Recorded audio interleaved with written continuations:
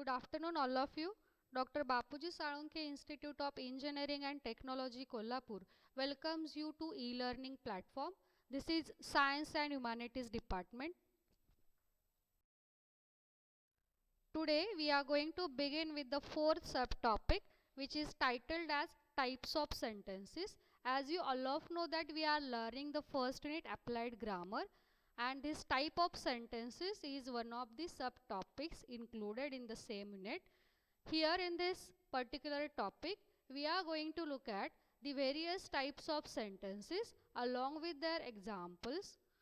Let us go forward and look at the various types. Begin now with an introductory part. Here in this slide, you are having 3 points. Let us look at the first point. A sentence is a group of words that makes a complete thought. Sentence म्हणजे काय हे याच्या अगोदर सुद्धा आपण शिकलेलो आहे. Sentence is what it is a group of words. हा एक शब्दांचा समूह आहे ज्याला आपण वाक्य म्हणतो.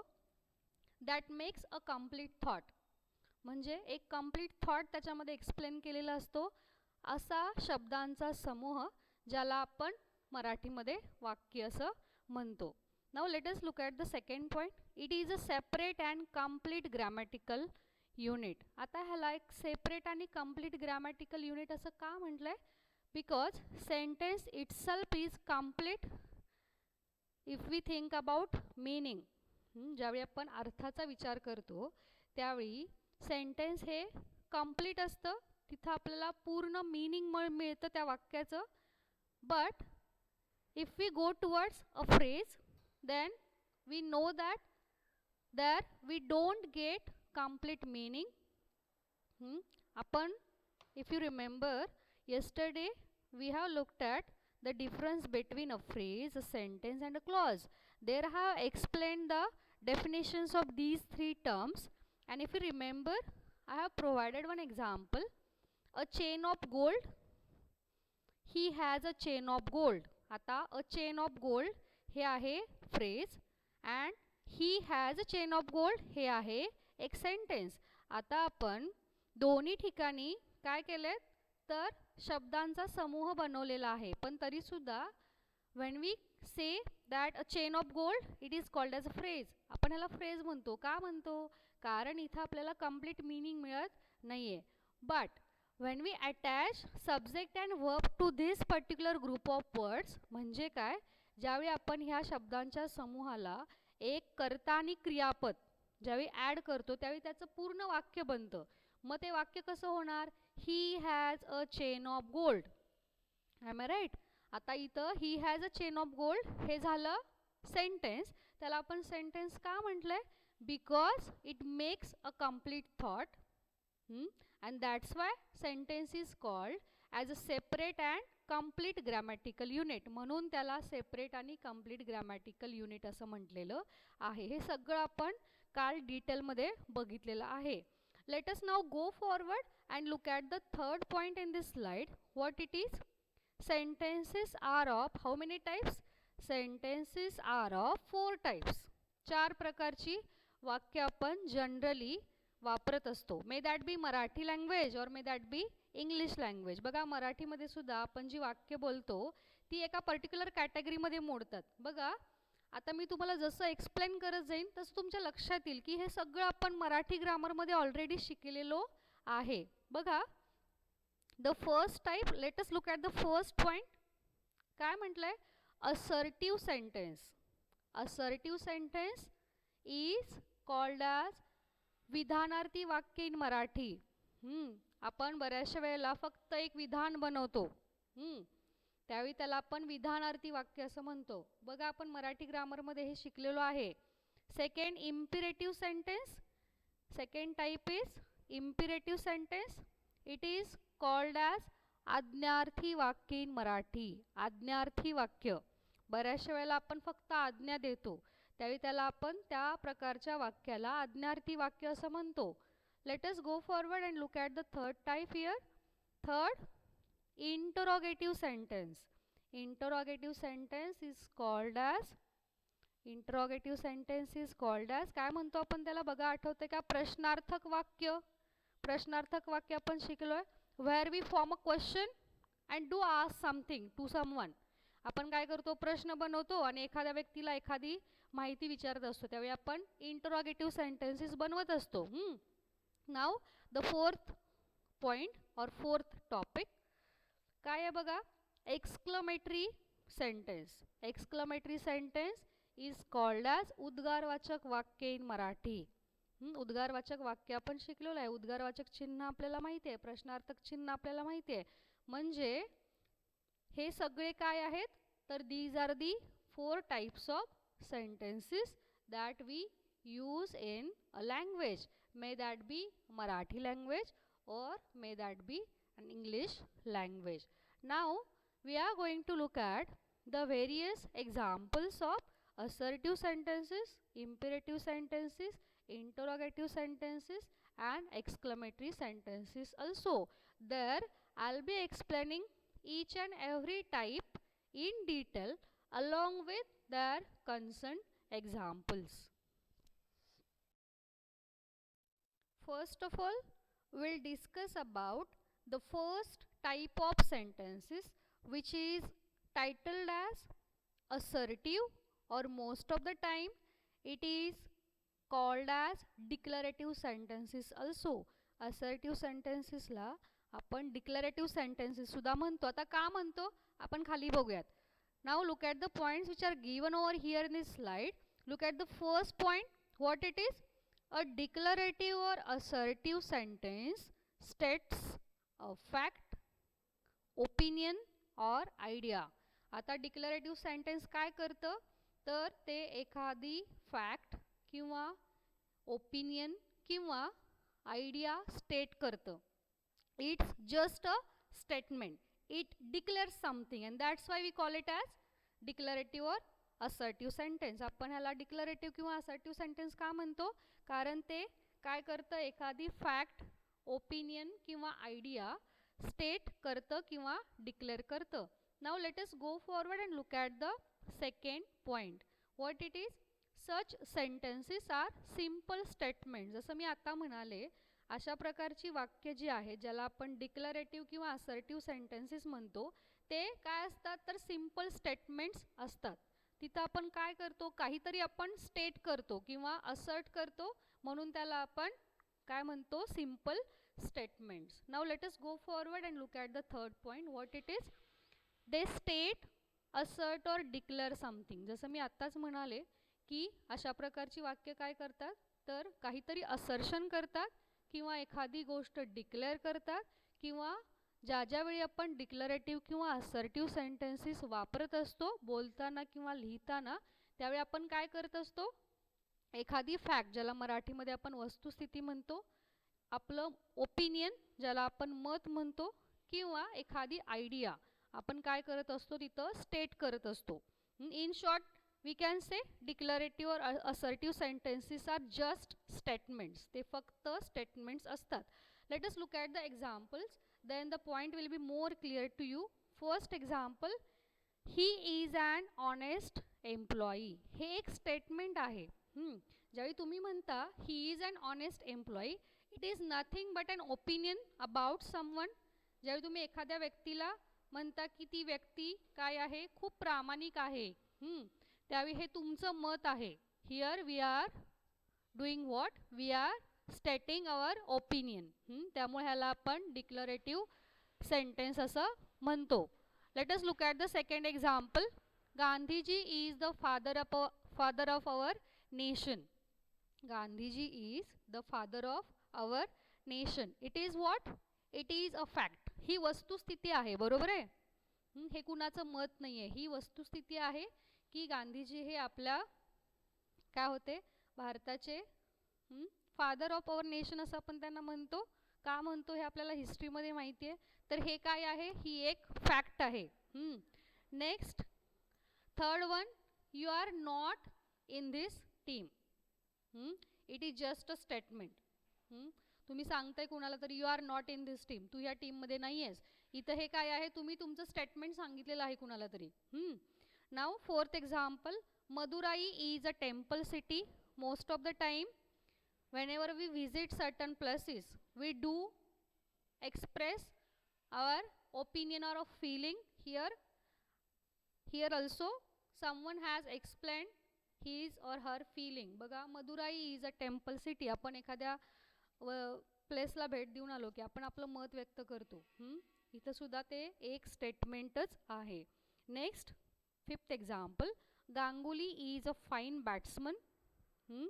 Here again it can be a opinion or it can be a fact. आता ही एक वस्तुस्थिती आहे आपल्याला माहिती आहे, पण बऱ्याचशा वेळेला ह्याला आपण ओपिनियन असं सुद्धा म्हणू शकतो. कारण मला वाटतंय गांगुली हा एक फाईन बॅट्समन आहे, दुसऱ्याला वाटेल असं नाही आहे, त्यामुळे ह्याला आपण फॅक्ट असं नाही म्हणू शकत. We can call it as an opinion. So these are the 5 examples where we come to know that declarative or assertive sentences are either a fact or opinion, or it can be an idea. And here we are stating something, we are asserting something, or most of the time we are declaring something. लक्षात येते? This is the first type of sentences. Now let us go forward and look at the second type of sentence. Now turn towards the second type of sentences, which is called as imperative sentences. In Marathi we call it as आज्ञार्थी वाक्य. Now let us look at the definition, what this imperative sentence means actually. The first point, imperative sentences are requests, suggestions, advice or commands. Imperative sentences हे काय असतात? एक तर विनंती असू शकते, ती सल्ला असू शकतो किंवा ऑर्डर सुद्धा असू शकते, ज्याला आपण कमांड असं सुद्धा म्हणतो.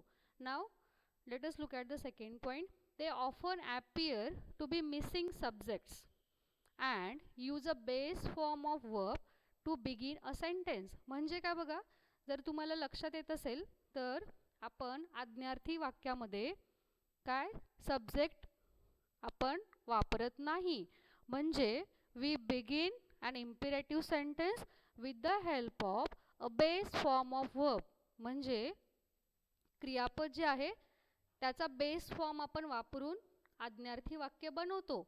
आता हा पॉईंट तुम्हाला एक्झाम्पल बघितल्यानंतर जास्त क्लिअर होईल, तिथं मी अजून एक्सप्लेन करेन. Late us look at the third point, what it is. In fact the subject is the person listening or the audience.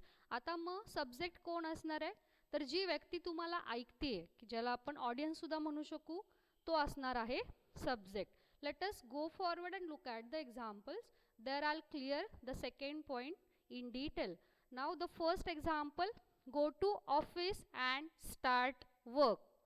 ज्यावेळी तुम्ही असं आज्ञार्थी वाक्य बोलता त्यावेळी तुम्ही तिथं यू हा सब्जेक्ट वापरत नाही. Here in this sentence you is a hidden subject which we don't use generally. आपण असं नाही म्हणत you go to office and start work. We directly start the sentence with the help of main verb, or we can call it as a base form of verb. क्रियापद जे main क्रियापद आहे ते आपण सुरुवातीला वापरतो आणि त्याने वाक्य बनवतो. इथं सब्जेक्ट वापरायची गरज नाही. Subject is understood by the listener or the audience. there is no need to use a separate subject you at the beginning. Let us go forward and look at the second example. Stop feeding the dog. Here again we have not used a separate subject. We have directly started the sentence with the help of verb. Stop हे काय आहे तर base form of verb आहे. त्याने आपण हे वाक्य सुरू केलेलं आहे. इथं आपण यू हा सब्जेक्ट वापरलेला नाही आहे, कारण तिथं तशा प्रकारचा सब्जेक्ट वापरायची गरजच नाही आहे. And that's why in the second point it is said that imperative sentences often appear to be missing subjects. Missing subjects असं का म्हटलं आहे, कारण तिथं आपण सब्जेक्ट वापरत नाही, कारण सब्जेक्ट वापरायची गरजच नसते म्हणून. Now let us look at the third example. Have fun at the fair tonight. ज्यावेळी तुम्ही एखाद्या व्यक्तीला असं म्हणता have fun at the fair tonight, here subject is understood. तिथं लक्षात येते की तुम्ही कुणाशी बोलताय किंवा कुणाला हे वाक्य वापरलेलं आहे. Here again there is no need to use a separate subject. and that's why we directly start an imperative sentence with the help of a base form of verb. इथं कुठलं वर्ब वापरले आपण? हॅव हे verb वापरलेलं आहे. इथं आपण subject वापरलेला नाही आहे. Now let us look at the fourth example. Please join us for dinner. It is a request. Am I right? The word please will tell you about the form of the sentence, whether it is a request, a suggestion or an advice. हे काय आहे? Please ज्यावेळी तुम्ही हा शब्द उच्चारता त्यावेळी तुम्हाला पटकन कळतं की ही एक रिक्वेस्ट आहे. आता इथं आपण सुरुवात कशी केली आहे बघा, त्या शब्दांनी केले ज्याच्यातून आपण आपली रिक्वेस्ट दाखवतोय समोरच्या व्यक्तीला. The next word which is followed by the word please is again a base form of verb. बघा मी काय सांगते, लक्ष देऊन ऐकायचं आहे. प्लीज हा जो शब्द आपण वापरलाय ज्याच्यातून आपण रिक्वेस्ट कन्व्हे करतोय, त्याच्यानंतर जो आपण शब्द वापरलाय जॉईन, तो काय आहे तर बेस फॉर्म ऑफ वर्ब आहे. वर्ब वापरलाय आपण, त्यामुळं इथं आपण ज्यावेळी रिक्वेस्ट असते त्यावेळी आपण बऱ्याचशा वेळेला most of the times we use the word please. Most of the times we don't use, but with the help of intonation or the way you speak you convey your request.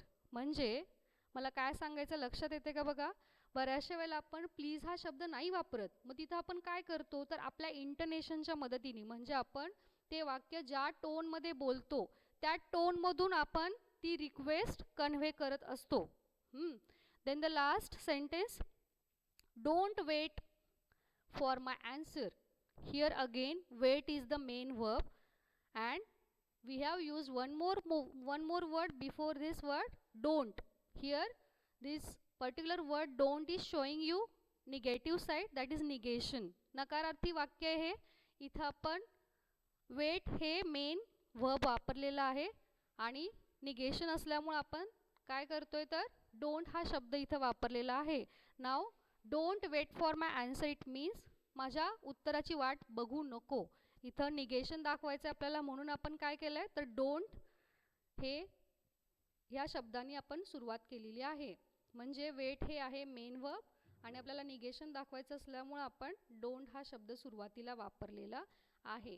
In short you can keep in mind one important point about an imperative sentence, that is imperative sentences always appear to be missing subjects and we use a base form of a verb to begin that imperative sentence, and imperative sentences are nothing but requests, suggestions, advice or commands. आता इथं आपण प्रत्येक वाक्यामध्ये ते कुठल्या फॉर्ममध्ये वापरले ते आपण बघूयात. बघा पहिलं वाक्य हे काय आहे, go to office and start work. It is an advice, हा एक सल्ला आहे. बरोबर आहे, ऑफिसमध्ये जा आणि कामाला सुरुवात कर. बरोबर आहे. Second, stop feeding the dog. If you look at the sentence carefully you will come to know that it is nothing but a command or an order. ही काय आहे तर ऑर्डर आहे किंवा त्याला आपण कमांड असा सुद्धा शब्द वापरतो. देन पुढचं काय बघा, have fun at the fair tonight. It is nothing but a wish. तुमची इच्छा आहे की तुम्हाला आज संध्याकाळी खूप आनंद मिळावा आणि असं तुम्ही दुसऱ्या व्यक्तीला सांगताय, त्यावेळी ही काय असते तुमची इच्छा असते. It means most of the times imperative sentences do convey your pure wishes. आता पुढचं एक्झाम्पल जर मी मगाशी सांगितलं, it is nothing but a request. The word please shows you that it is none other than a request. Please join us for dinner. ही request आहे. Along with request it can be an invitation. हे invitation असू शकतं. बरोबर आहे. जेव्हा तुम्ही एखाद्या व्यक्तीला म्हणता की आम्हाला डिनरला जॉईन कर, त्यावेळी ती रिक्वेस्ट तर असतेच कारण आपण प्लीज हा शब्द वापरला आहे, पण रिक्वेस्ट बरोबर ती काय आहे तर इन्व्हिटेशनसुद्धा आहे. आणि last, don't wait for my answer. हे काय आहे तुमचं सजेशन आहे, माझ्या उत्तराची वाट बघू नको असं आपण सांगतो. All these are imperative sentences, and why these sentences are called as an imperative sentences? Because these all sentences are either conveying request or giving an advice, or most of the times these imperative sentences do provide command or an order. Now we are going to look at the third type of sentences in the next slide. Here we are going to look at the third type of sentences, which is called as interrogative sentences. If you remember at the beginning, I have told you that interrogative sentences are called as Prashnarthak Vakya in Marathi, and we have already learned this particular type of sentences in Marathi language. Now let us look at what this an interrogative sentence means. Look at the first point. An interrogative sentence is a type of sentence that asks a question. It is a simple definition of an interrogative sentence. Interrogative सेंटेन्सच्या टायटलमध्येच तुम्हाला सांगितलेलं आहे की ते काय असू शकेल. प्रश्नार्थक वाक्य ज्यावेळी तुम्ही म्हणता त्यावेळी तुम्हाला पटकन लक्षात येतं की हे वाक्य काय करत असणार आहे. हे वाक्य प्रश्न विचारत असणार आहे. And that's why it is called as an interrogative sentence because it asks a question. Now let us look at the second point. They are means interrogative sentences are typically marked by inversion of the subject and predicate. आता predicate ला तुम्हाला मी सांगितलं या अगोदर सुद्धा predicate ला आपण verb असं म्हणतो. म्हणजे हे जे interrogative sentences आहेत त्याचे एक typically marking काय आहे तर आपण काय करतो सब्जेक्ट आणि प्रेडिकेट किंवा सब्जेक्ट आणि वर्ब ह्याचं इन्व्हर्जन करतो. इन्व्हर्जन म्हणजे we do replace the places of a subject and a predicate in a sentence. वाक्यामधला कर्ता आणि क्रियापद ह्यांच्या जागा आपण बदलतो. आता ते कसं मी पुढे सांगणार आहे. Listen carefully and look at the sentences and examples given over here in this slide. That is the first verb in a verb phrase appears before the subject. म्हणजे काय तर verb phrase मधलं पहिलं verb सब्जेक्टच्या अगोदर येतं. म्हणजे काय मी पुढे सांगणार आहे लक्ष द्यायचं आहे बघा. Third point an interrogative sentence always ends with a question mark. म्हणजे काय question mark itself is an indication which shows you that it is an interrogative sentence. प्रश्नार्थक चिन्ह बघितलं की आपल्याला कळतं की ते सेंटेन्स कुठलं आहे आणि आपण पटकन सांगतो की हे इंट्रोगेटिव्ह सेंटेन्स आहे किंवा प्रश्नार्थक वाक्य आहे. So the question mark itself is an indication which shows you the type of the particular sentence. Let us look at the examples. First example, are you ready to leave question mark. It is a question and we have formed this question with the help of which verb are. Are हे present tense दाखवणारं verb वापरून आपण हे वाक्य बनवलेलं आहे जिथं आपण प्रश्न विचारतोय. आता जसं मी वरती म्हणाले की आपण काय करतो सब्जेक्ट आणि प्रेडिकेट किंवा सब्जेक्ट आणि वर्बच्या प्लेसेस काय करतो इन्व्हर्ट करतो किंवा इन्व्हर्जन करतो आपण त्याचं. म्हणजे काय बघा तर इथं जर तुम्हाला मी ह्या वाक्याचं प्लेन स्टेटमेंट बनवायला सांगितलं तर आपण काय करतो तर सब्जेक्ट आणि वर्बच्या पोझिशन्स बदलतो आणि क्वेश्चन मार्क काढून टाकतो. त्याचं काय होतं प्लेन स्टेटमेंट. मग आर यू रेडी टू लिव्हचं प्लेन स्टेटमेंट कसं होणार you are ready to leave full stop. इथं आपण क्वेश्चन मार्क नाही देणार कारण स्टेटमेंटमध्ये क्वेश्चन मार्क नाही आहेत फुल स्टॉप देतो आपण. आता ज्यावेळी आपण असं म्हणतो you are ready to leave ह्या वाक्यामधलं यू हे आहे सब्जेक्ट. आर रेडी ही आहे वर्ब फ्रेज. लक्षात येते वरती वर्ब फ्रेजचा उल्लेख आला आहे म्हणून मी तुम्हाला हे सांगते. आर रेडी ही आहे वर्ब फ्रेज. आता ह्या वर्ब फ्रेजमध्ये आर हे सुद्धा वर्ब आहे आणि रेडी हे सुद्धा वर्ब आहे. मग आपण ह्या दोन्ही शब्दांना वर्ब म्हणतोय आणि हे दोन्ही वर्ब आपण कंबाईन केलेत एकत्र त्यामुळे त्याला आपण वर्ब फ्रेज म्हणतो. लक्षात येते का बघा फ्रेजची डेफिनेशन मी वारंवार सांगत असते. Phrase is nothing but a group of words where you combine words together. आता याला वर्ब फ्रेज आपण का म्हणतो कारण आपण दोन वर्ब कंबाईन केलेत म्हणून. आता इथं आर रेडी हे दोन्ही काय आहेत आर पण वर्ब आहे आणि रेडी पण वर्ब आहे. पण रेडी हे आहे मेन वर्ब आणि तुम्ही आर हे टू बीचं फॉर्म वापरले ज्याला आपण काय म्हणतो प्रेझेंट टेन्स दाखवणारं टू बीचं फॉर्म. म्हणजे इथं आपण काय केलं आहे तर सब्जेक्ट आणि प्रेडिकेटच्या प्लेसेस काय केलेत इन्व्हर्ट केलेले आहेत. म्हणजे आर यू रेडी ह्याच्यामधलं आर रेडी ह्या वर्ब फ्रेजमधलं एक वर्ब आपण सुरुवातीला घेतलेलं आहे आणि मग आपण प्रश्न बनवला आहे. जसं वरती म्हटलंय सेकंड पॉईंटमध्ये बघा the first verb in a verb phrase appears before the subject.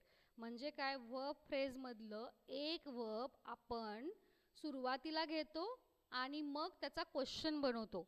आणि ते कधी येतं? सुरुवातीला म्हणजे सब्जेक्टच्या अगोदर येतं. जसं इथं आलंय, ह्या वाक्यामधला यू हा आहे सब्जेक्ट आणि आर हे वर्ब फ्रेजमधलं पहिलं वर्ब आहे जे आपण सुरुवातीला वापरले आणि जे आले सब्जेक्टच्या अगोदर. लक्षात येतंय? कन्फ्युजन करून नाही घ्यायचं, पॉईंट नीट वाचायचं आहे आणि लगेच एक्झाम्पल्स बघायचे आहेत म्हणजे पॉईंट जास्त क्लिअर होईल. Let us go forward and look at the second example. Where do you live? Question mark. इथं आपण एक प्रश्नार्थक शब्द सुरुवातीला वापरलाय बघा, where. Most of the times we call it as a WH word. बरोबर आहे? प्रश्न बनवण्यासाठी आपण various types of WH words वापरतो. इथं आपण त्याच्यापैकीच एक वेअर हा एक शब्द वापरलेला आहे आणि आपण प्रश्न तयार केलेला आहे. Where do you live? कुठं राहतेस तू? Question mark. त्याला आपण इंट्रोगेटिव्ह सेंटेन्स म्हणतो. Third one, does he like to read? Question mark. Here again we have used one verb of the verb phrase before the subject at the beginning. म्हणजे काय? आपण verb फ्रेजमधलं एक verb सब्जेक्टच्या अगोदर सुरुवातीला वापरले आणि मग क्वेश्चन तयार केलेला आहे. Then the next one, have you brushed your teeth? Question mark. Here if I tell you to make a simple statement of this particular question, the statement will be कसं होणार आहे बघा. Have you brushed your teeth हा आहे question, त्याचं आपल्याला statement बनवायचं आहे. मग आपण काय करणार? तर सब्जेक्ट आणि वर्बची पोझिशन आपण बदलणार आहे. सब्जेक्ट कुठे येणार? मग सुरुवातीला येणार आणि वर्ब सब्जेक्टच्या नंतर येणार आहे आणि क्वेश्चन मार्क आपण रिमूव्ह करणार आहे. बरोबर आहे? मग याचं प्लेन स्टेटमेंट कसं होणार आहे? You have brushed your teeth full stop. हे झालं प्लेन स्टेटमेंट. आता यू हे आहे सब्जेक्ट आणि हॅव ब्रश्ड हे दोन वर्ड्स आपण कंबाईन केलेत आणि त्याची आपण बनवली आहे वर्ब फ्रेज. बरोबर आहे? आता ह्या वर्ब फ्रेजमधलं आपण हॅव हे सुरुवातीला घेतलं आहे. कशाच्या अगोदर? सब्जेक्टच्या अगोदर. तर त्या वर्ब फ्रेजमधलं एक वर्ब आपण सुरुवातीला घेतलं आहे, त्याच्यानंतर सब्जेक्ट आलं आहे आणि मग राहिलेला एक शब्द जो वर्ब फ्रेजमधला राहिला होता ब्रश्ड, तो आपण त्याच्यानंतर घेतला आणि मग remaining part of the sentence घेऊन क्वेश्चन फॉर्म केलेला आहे. And it makes what? Have you brushed your teeth? Question mark. Now let us look at the fifth example, that is the last example in this slide. Should I get coffee, tea or water? Question mark. Here options are provided. Most of the times whenever you are asking questions, you yourself do provide options to the listener and listener is supposed to select one of them while delivering an answer. म्हणजे काय? मी काय सांगितलं बघा, बऱ्याच वेळेला आपण काय करतो, क्वेश्चन विचारत असताना लिस्नरला ऑप्शन्स प्रोव्हाइड करतो त्या क्वेश्चनमध्येच आणि लिस्नरचं काय टास्क असणार आहे? मग त्या ऑप्शनमधला एक सिलेक्ट करून तुम्हाला ॲन्सरच्या फॉर्ममध्ये सांगायचा आहे. त्याला आपण काय म्हणतो आपण पुढे जाऊन बघणार आहे. Various types of interrogative sentences we are going to learn in the next slide. There I will be explaining this point in detail. आता बघा, should I get coffee, tea और वॉटर? इथं आपण कशाने क्वेश्चन तयार केलाय? शुड या मोडल ऑक्झिलरीनी क्वेश्चन तयार केलेला आहे. If you look at all these sentences carefully, you will come to know that we do form questions with the help of WH words. We do form questions with the help of various types of verbs of various types of sentences, and we do also form questions with the help of modal auxiliary also. म्हणजे question तयार करत असताना तिथे एक particular pattern नाही आहे. There is a variety, खूप variety आहे त्याच्यामध्ये. बऱ्याच वेळेला आपण क्वेश्चन्स तयार करत असताना WH वर्ड्स वापरतो. For example where, when, what. आणि बऱ्याच वेळेला आपण काय करतो तर फक्त व्हर्ब्स वापरतो. वेगवेगळ्या टेन्सेसचे वेगवेगळे व्हर्ब्स म्हणजे ॲमिजार आहे, वॉज वेअर आहे, शाल विल आहे, हॅव हॅज आहे, हॅड आहे, शाल हॅव विल हॅव आहे. असे बऱ्याचशा प्रकारचे व्हर्ब्स जे वेगवेगळे टेन्सेस दाखवतात ते वापरतो. बऱ्याचशा वेळेला आपण काय करतो, we use do, does, did. Do, does, did अशा प्रकारचे सुद्धा आपण सहाय्यकारी क्रियापद वापरत असतो क्वेश्चन तयार करण्यासाठी. आणि most of the times as I said before that we use modal auxiliaries. Modal auxiliaries आपल्याला माहिती आहेत. कॅन, कुड आहे, शाल, शूड आहे, विल आहे, वूड आहे. ह्या अशा प्रकारच्या बऱ्याचशा मोडल ऑक्झिलरीजसुद्धा आपण क्वेश्चन तयार करण्यासाठी वापरतो. In short, at the end of this slide I would like to summarize this slide within 2 sentences. What you have to keep in mind, that interrogative sentence is nothing but a type of a question which we ask to the listener, and here whenever you are trying to form an interrogative sentence, you do one thing. What do? You do invert the places of a subject and a predicate, and you take the first verb in the verb phrase at the beginning, which appears before the subject, and at the end you put a question mark, and it becomes a question. And most of the times, to get a particular information, we do ask questions, and the persons who are next to you are supposed to give answers to the questions you are asking. Now, in the next slide, we are going to look at the various types of interrogative sentences along with their concerned examples. Here in this slide, we are having various types of interrogative sentences. आपण आता जे प्रश्नार्थक वाक्याबद्दल इतका वेळ बोललो, त्याचे वेगवेगळे types आहेत. कुठले कुठले आपण बघणार आहे one by one. Let us look at the first type, which is titled as yes/no type questions. These types of interrogative sentences can be answered with a yes or a no. आता ह्याला yes no type का म्हटलंय? कारण त्याचं उत्तर कुठल्या फॉर्ममध्ये असणार आहे? Either a yes or a no. yes किंवा no ह्या टाईपमध्येच आन्सर असणार आहे. त्या म्हणून त्याला आपण yes no टाईप क्वेश्चन्स म्हणतो. एक्झाम्पल दिले, did you pay the bill? Did you pay the bill? Whenever you ask such type of question to a person, that person is supposed to give answer in the form of either a yes or a no. तर ती व्यक्ती काय सांगणार आहे? yes or no हेच answer असणार आहे त्याचं. त्यामुळे त्याला आपण yes no टाइप क्वेश्चन्स असं म्हणतो. Means interrogative sentences are most of the times are of yes no type questions. Next, second one, WH questions. Just before some time I said that most of the times we do form an interrogative sentence with the help of WH words. कुठले कुठले WH words वापरतो आपण? Where, what, when, त्याच्यानंतर how आहे. अशा प्रकारचे आपण WH words question तयार करण्यासाठी वापरतो. आता ह्याला काय म्हणतो आपण बघा. A WH interrogative sentence uses one of the WH question words. आता ज्या वेळी आपण WH टाइप क्वेश्चन्स बनवत असतो त्यावेळी आपण काय करतो, तर बरेचसे WH क्वेश्चन वर्ड्स आहेत, त्याच्यामधला आपण एखादा त्या सेंटेन्सच्या रिक्वायरमेंटनुसार वापरतो. एक्झाम्पल दिले बघा, when will you go to school question mark. इथं आपण कुठला WH वर्ड वापरला आहे? व्हेन. हा WH वर्ड वापरून आपण हा क्वेश्चन बनवलेला आहे, म्हणून त्याला आपण WH टाइप क्वेश्चन्स म्हणतो. Now let us go forward and look at the third type of an interrogative sentence. What it is? Let us look at the point number 3C, alternative questions. Alternative questions, the title itself tells you the meaning that alternatives are provided and the listener is supposed to select one of the alternatives in the list provided. म्हणजे आपण alternatives देतो आणि मग त्या लिस्नरनी त्याच्यामधला एक alternative select करायचे आणि मग त्याचा आन्सर द्यायचे. जसं तुम्ही आता एक्झामच्या वेळी करणार आहे. Alternative type of questions will be provided to you. There you will be having one question and the 4 options will be provided and you are supposed to select one of the options and feed your answer to the software. आता इथं बघा काय आहे, these type of questions provide options to choose from.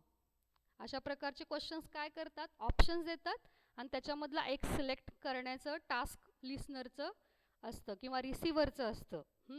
आता last type of interrogative sentence is टायटल्ड as tag questions.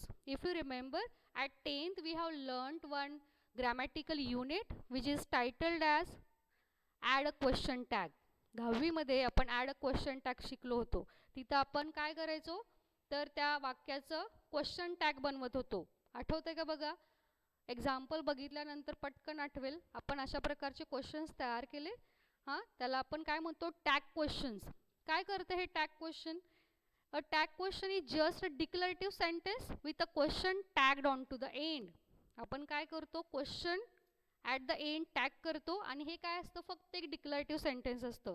आपण पहिला type बघितला सेंटेन्सचा, आठवतंय का बघा, डिक्लरेटिव्ह और असर्टिव्ह सेंटेन्स. म्हणजे इथं आपण काय करतो, अशा प्रकारच्या क्वेश्चनमध्ये तर आपण एक स्टेटमेंट बनवतो किंवा एक डिक्लरेटिव्ह सेंटेन्स लिहितो सुरुवातीला आणि मग कॉमा देतो आणि at the end we tag a question. आता बघा एक्झाम्पल बघूयात. The snow is pretty comma isn't it question mark. इथं आपण शेवटी काय केलं आहे, तो क्वेश्चन टॅग केला आहे. पण पहिलं जर तुम्ही बघितला द स्नो इज प्रेटी हे फक्त स्टेटमेंट आहे किंवा हे एक डिक्लरेटिव्ह सेंटेन्स आहे आणि आपण कॉमा दिला आणि मग क्वेश्चन टॅग केला, त्याला आपण टॅग क्वेश्चन्स म्हणतो. So these are the 4 types of an interrogative sentences. So whenever we are forming a question, that time we form one of the types of this interrogative sentences. आपण काय करतो, ह्यामधला एखादा question बनवतो आणि मग तो question एखाद्या पर्टिक्युलर व्यक्तीला विचारतो and the purpose is to get answer from the person. आपण त्या व्यक्तीकडून उत्तर मिळवायचं आपल्याला आणि म्हणून आपण अशा वेगवेगळ्या प्रकारचे प्रश्न विचारत असतो जिथं माहिती मिळवणं किंवा to get information is at the base. ह्याचा उद्देश काय, प्रश्न आपण का विचारतो, whenever we want to get some information, that time we do ask questions. And questions are of how many types? Questions are of 4 types: yes no type questions, WH questions, alternative questions and tag questions. We use one of these forms and we do form question and we do ask such type of questions to the person concerned because we want to get a particular information from that particular person. Now here this particular point, an interrogative sentence has come to an end. Now we are going to look at the next type of sentences in the next slide. Now we'll look at the 4 type of sentences which is titled as exclamatory sentences. In Marathi we call it as udgarvachak vakya, and these exclamatory types of sentences are having one exclamation mark at the end, and that is nothing but an indication which shows you that it is none other than an exclamatory sentence. म्हणजे काय, exclamatory सेंटेन्सेसमध्ये शेवटी आपल्याला exclamation mark असतो आणि तो exclamation mark आपल्याला काय सांगतो की हे एक उद्गारवाचक वाक्य आहे. Now let us look at the points which are given over here in this slide. The first point, an exclamatory sentence expresses strong feeling. आता अशा प्रकारची उद्गारवाचक वाक्य काय करतात, तर these type of sentences express strong feeling. Second, it makes a statement but it also conveys excitement. आता exclamatory sentence हे काय असतं, it is nothing but a statement.